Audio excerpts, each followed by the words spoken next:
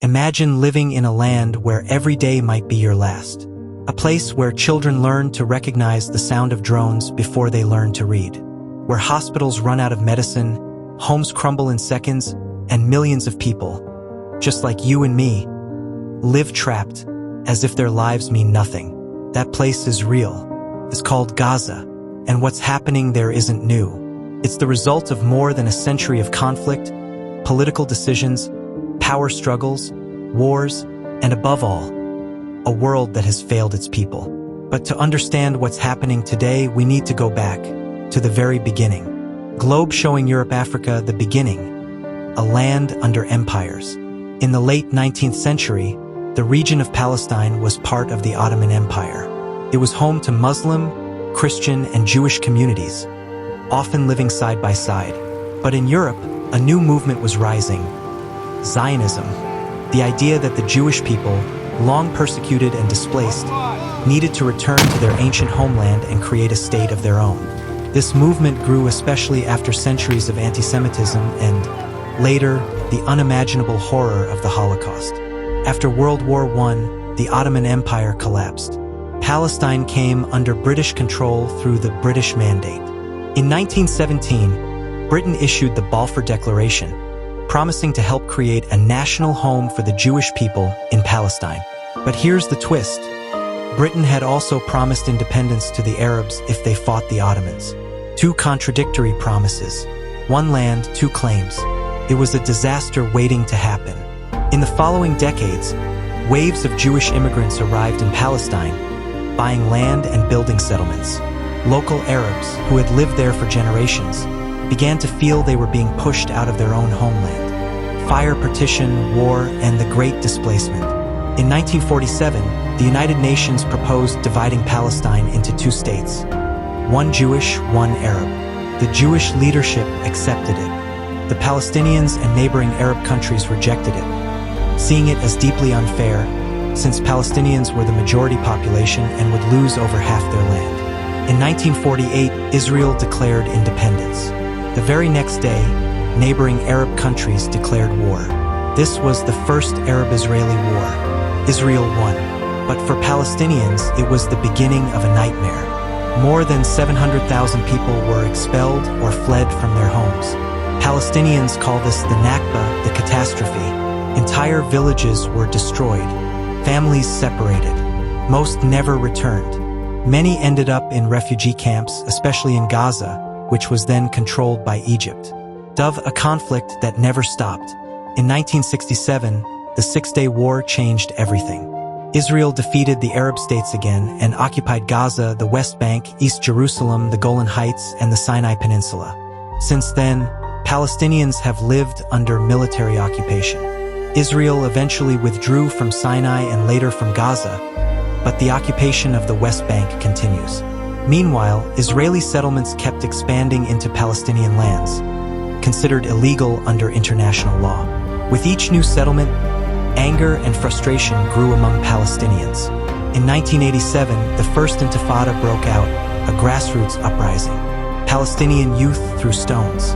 Israeli soldiers fired back with bullets. Then came 1993, the Oslo Accords, a glimpse of hope. Palestinians recognized Israel. Israel recognized the Palestinian Authority. There was talk of peace, a two-state solution. But the dream faded. Israel continued building settlements.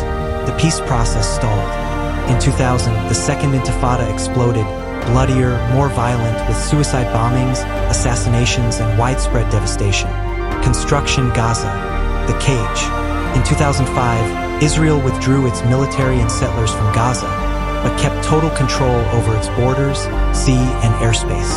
In 2006, the Islamist group Hamas won democratic elections in Gaza. A year later, they took full control from the rival Palestinian Authority.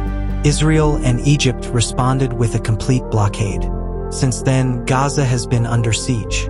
More than 2 million people are locked inside, with no freedom of movement, only a few hours of electricity per day, undrinkable water, collapsing healthcare, and widespread poverty. 80% depend on humanitarian aid.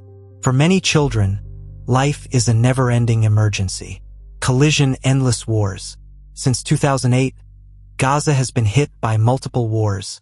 2008, 2012, 2014, 2021, 2023, and now again in 2024 to 2025. The pattern repeats. Hamas fires rockets, many homemade and inaccurate. Israel launches massive military responses, bombing homes, schools, hospitals. They say they're targeting terrorists, but most victims are civilians, including thousands of children. Entire neighborhoods are wiped off the map. Gaza's infrastructure collapses. There's nowhere to hide, nowhere safe, no way out. Firecracker October 2023, the breaking point. On October 7, 2023, Hamas launched an unprecedented attack on Israel, breaching the border, killing over 1,100 Israelis, including many civilians, and taking hostages. It was Israel's worst attack in decades. Israel responded with total war. Gaza was bombed like never before. In just months, over 30,000 Palestinians were killed, including thousands of children. Hospitals were destroyed. Refugees were bombed. Food, water, electricity cut off. The world watched in horror. But most of the world did nothing. Performing arts, why doesn't it end? Who benefits? This isn't just about religion or ancient hatred. This is about power, land, and interests.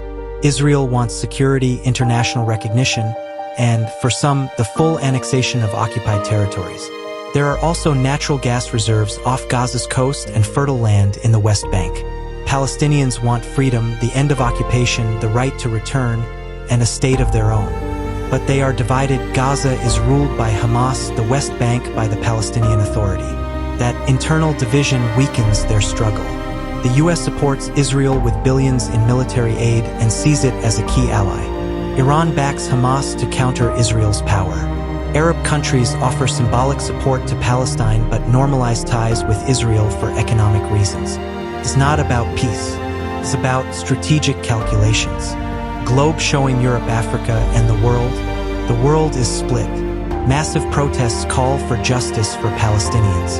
But powerful governments still defend Israel, even amid allegations of war crimes. This conflict has fueled extremism, refugee crises, moral decay, and a global sense of injustice. Because every day this continues, the world proves that some lives are valued more than others. Crying face the faces of suffering. In Gaza, children dream of becoming doctors, but instead learn to treat wounds at home. Parents bury all their children at once. Grandparents die of starvation because there's no bread. In Israel, families mourn loved ones taken as hostages or killed. People live in constant fear, traumatized by attacks and rockets. There are no winners, only pain. Dove, is there hope? Yes, but it won't come from governments. It will come from people, from those who speak out, from those who refuse to stay silent, from those who understand that the life of a child in Gaza is worth the same as the life of a child in Tel Aviv. True peace will only come with truth, justice, equal rights, and human dignity.